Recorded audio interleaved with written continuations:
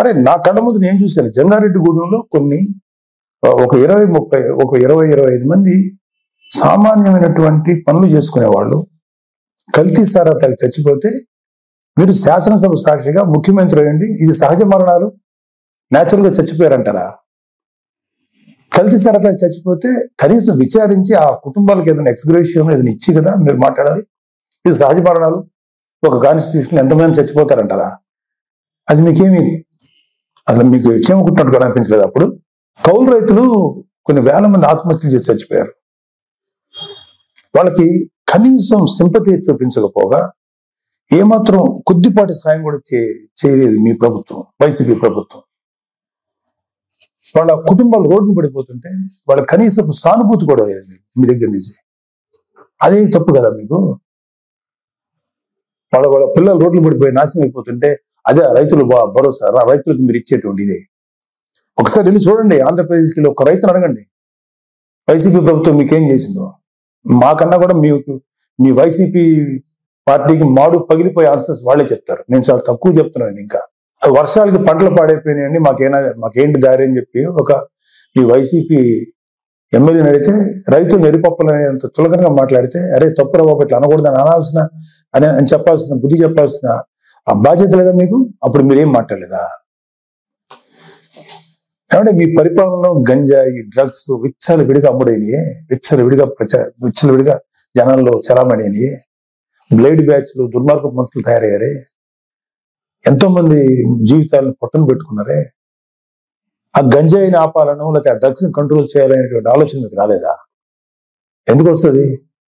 మీ ఎమ్మెల్యేలు, మీ కార్యకర్తలు ఎవరైతే ఉన్నారో ఇలాంటి పనులు చేసి వాళ్ళు అడ్వాంటేజ్ పొందుతున్నారు కాబట్టి మీరు కూడా ఏం మాట్లాడలేదు.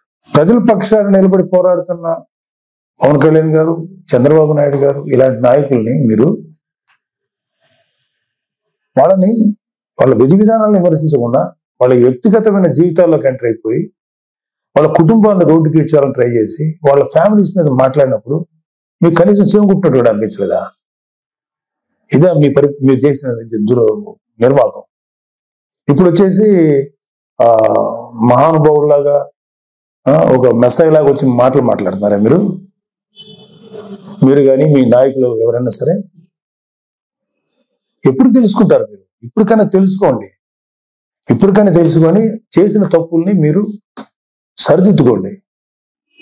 అట్లా ఇప్పుడు అర్జెంటుగా ఇప్పుడు సెంట్రల్ గవర్నమెంట్ ఢిల్లీకి వెళ్ళిపోయి ధర్నా చేసేసి రాష్ట్రపతి పాలన పెట్టమంటారా? ఏమన్నా కొంచెం మీకు ఆలోచన ఉందా? మీకు సలహాలు ఇచ్చే వాళ్ళు ఎవరో ఇంకా తెలియట్లేదు మాకు. సజ్జలు లాంటి వాళ్ళు ఎప్పుడు వెళ్ళిపోయారో ఉన్నారో తెలియదు, లేదా అలాంటి సలహాలు వింటున్నారేమో. అర్జెంట్గా రాష్ట్రపతి పాలన పెట్టాలా? నిజంగా రాష్ట్రపతి పాలన పెట్టాల్సి వచ్చిన పరిస్థితిలో ఉంటే మీ పరిపాలనలో ప్రజావేదిక కూల్చినప్పుడే పెట్టాలి రాష్ట్రపతి పాలన. అది మీ దుర్మార్గమైన పరిపాలనని పెట్టాలి. అప్పుడు పెట్టలేదే సార్. మీరు రేపు జరగబోయే శాసనసభలకి అటెండ్ కాకుండా ఉండటానికి ఓ కొత్త నాటకాన్ని, కొత్త స్టేజ్ని క్రియేట్ చేసుకుంటున్నారు. ఢిల్లీ వెళ్ళాలని ఓ పని చేయండి, మీరు వెళ్తే వెళ్ళండి ఢిల్లీ, మాకే అబ్జెక్షన్ లేదు. కానీ రేపు శాసనసభలో మీటింగ్ జరగబోతున్నాయి కదా, దానికి మీరు రండి. మిమ్మల్ని వ్యక్తిగతంగా అనొద్దని చెప్పి నా పర్సనల్ గా నేను బీజేపీ, టీడీపీ, జనసేన ఎమ్మెల్యేని రిక్వెస్ట్ చేసుకుంటాను. మిమ్మల్ని వ్యక్తిగతంగా ఏమి అనొద్దని చెప్తాను. మీరు ధైర్యం వచ్చి మాట్లాడండి.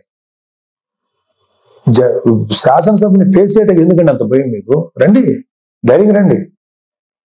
మీకు ప్రతిపక్ష హోదా ఇవ్వకపోయినా ఓ ప్రస్తుతానికి ఉన్న 11 మంది ప్రతిపక్ష ఫీల్ అవుతాం మేమందరం. క్వశ్చన్ చేయండి. కూటమి ప్రభుత్వాన్ని శాసనసభలోనే అడగండి.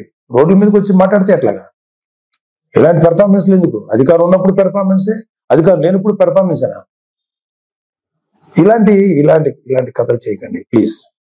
ఇప్పటికైనా తెలుసుకోండి. మీ మీద మాకు వ్యక్తిగతంగా ఎటువంటి కోపం లేదు, ఎటువంటి ద్వేషం లేదు. ప్రజలకి నష్టం జరుగుతుంది, ప్రజలు మీ వల్ల దారుణంగా నష్టపోతున్నారు. కొన్ని వందల మంది, వేల మంది ప్రజలు ఆత్మహత్యలు చేసి చచ్చిపోయారు మీ యొక్క అకౌంట్ లో. అప్పుడు అది తప్పు అని చెప్పి మేము గట్టిగా ఫైట్ చేసాం.